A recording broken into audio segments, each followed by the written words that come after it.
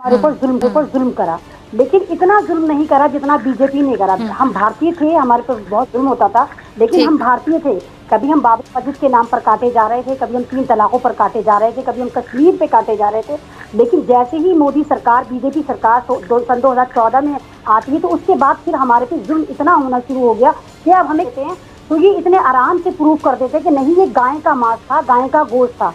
और एक नहीं, और जय श्री राम का नारा लगा के 50-50 लोगों का झुंड आता है, आरएसएस का झुंड आता है और एक मुसलमान को मार देता है।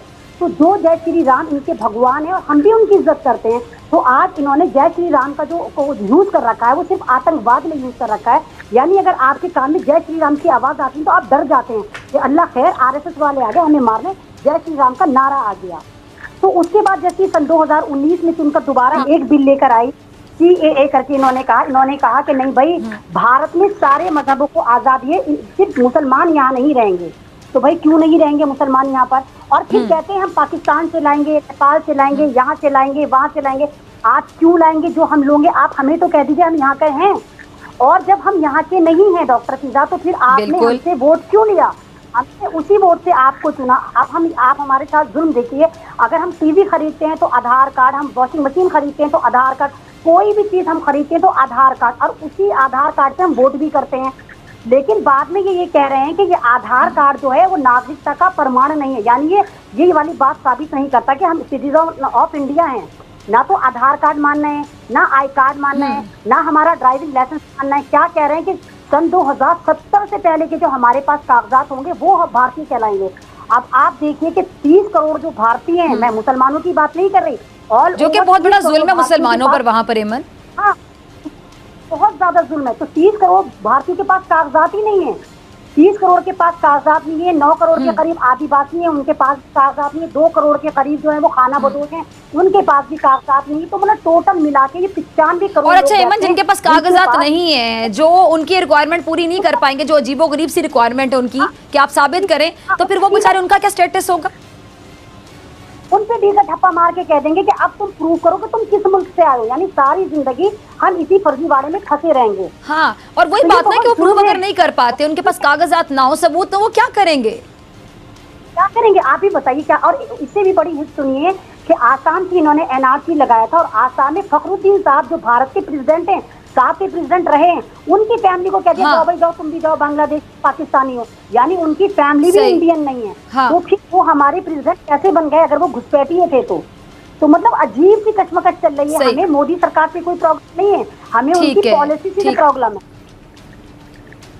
जी मैम, आप ये देखिएगा जो अभी मैडम ने बताया था CAA के लिए भी, आप ये देखिए किसी भी हमारे मुस्लिम भाइयों की किसी की कोई नागरिकता गई क्या? मैं क्वेश्चन पूछना चाहता हूँ।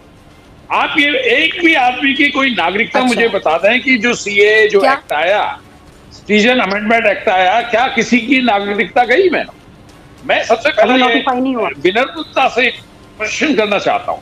नंबर 2, कुछ लोग, अच्छा जी मैं, कुछ लोग इसके खिलाफ में वर्किंग लैंग्वेज है जी। मैं आप लोगों से बहुत ज्यादा उर्दू नहीं बोलती क्योंकि आप लोग उसको समझ नहीं पाएंगे, प्लीज जरा जी। हाँ, यस मैम। तो मैं ये कहना चाहता हूँ कि हमारे देश के अंदर जितने भी राइट टू इक्वलिटी है और सबको बराबर अधिकार है। जिन लोगों को CAA, जिनको जो मुस्लिम भाइयों को, कुछ लोग गए, और कोई मुस्लिम भाई के अलावा भी कोई लोग गए हुए सुप्रीम कोर्ट, ऐसा कुछ नहीं है, ये पूरा मीडिया में आया हुआ है कि कुछ लोग गए। तो मैं ये इस बात से ये कहना चाहता हूँ कि हमारे देश की जो पॉलिसीज है वो बड़ी ओपन है। और मैडम मैं ये बताना चाहता हूँ, हमारे जो है कलाम साहब राष्ट्रपति रहे हैं, वाइस प्रेसिडेंट रहे हैं, अंसारी साहब रहे हैं, और हमारे ब्यूरोक्रेट्स डिफेंस फोर्सेस में इतने बड़े सीनियर ऑफिसर रहे हैं। तो हमारे यहाँ तो हमारे मुस्लिम भाई अपने भाई है, उनकी देशभक्ति बहुत है।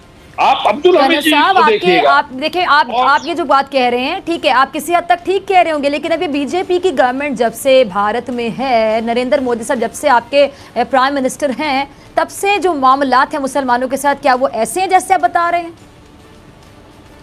जी मैं नहीं मान सकता इस बात को। मेरे जहां मैं रहता हूं, मैं गुड़गांव में रहता हूं, मेवात हमारे नजदीक है। और मैं एक चीज और भी जानना चाहता हूं, जो आपके माध्यम से बताना चाहता हूं। जब बाबर साहब आए थे, जब लड़ाई बैटल ऑफ कनवा की थी, मेवाती हसन साहब थे, उन्होंने कहा देखो मेरा रिलीजन अलग है लेकिन देशभक्ति मेरी है। मैं एक बात बनाना चाहता हूं, हिंदू मुस्लिम एक रिलीजन की पद्धति है लेकिन हम लोग एक है। आप इस बात पे गौर कीजिएगा, सिर्फ एक पूजा का जो वर्शिप करने का तरीका है वही तो बदला है। मैं तो आपकी करंट सिचुएशन पे सवाल उठा रही हूँ कर्नल साहब। ठीक है, हिस्ट्री हमारी जिंदगी का एक बहुत बड़ा हिस्सा होता है, हिस्ट्री को हमें पढ़ना चाहिए, हमें पता चलता है, लेकिन करंट सिचुएशन को आप हिस्ट्री के एग्जांपल्स दे के आप जस्टिफाई नहीं कर सकते। मैं आपकी तरफ आती हूँ ब्रिगेडियर फारूक साहब। नहीं, अगर डॉक्टर फिजा आपने देखा हो, जिस जमाने में दिल्ली दंगे हुए थे, हजारों मुसलमानों को मारा गया था, इवन कई मस्जिदों के इमामों को शहीद करके उनकी डेड बॉडी को खींचा जा रहा था। वीडियोग्राफी कौन कर रहा था? ये आरएसएस वाले ही कर रहे थे, है ना। और अभी जब एनआरसी में लोग औरतें बैठी थी तो 350 प्रोटेस्ट चले थे भारत में, और सब के सब कॉन्स्टिट्यूशन लेके बैठे थे, संविधान लेके बैठे थे, भीमराव अम्बेडकर की पिक्चर लेकर बैठे थे। और यही अमित शाह साहब जो ये कह रहे थे ऐसा करंट दबाओ कि वहां पर करंट जाए, पाकिस्तान गद्दार। और इन्हीं के बीजेपी के जो नेता हैं वो कह रहे थे कौम के गद्दारों को गोली मारो, सालों को यानी मुसलमानों को। कपिल मिश्रा बीजेपी का आदमी है, मुल्लाओं को काटो, मुल्लाओं को ये करो तो उनको Z+ सिक्योरिटी। तो मतलब कौन सा वाला भारत आप दिखा रहे हैं? इक्वालिटी है लेकिन सिर्फ कॉन्स्टिट्यूशन हमें। मैडम, हमारा कोई पाकिस्तान से कोई मसला नहीं है। हम 47 से पहले दोनों भाई हैं और हमने एक साथ जंग लड़ी, आजादी की।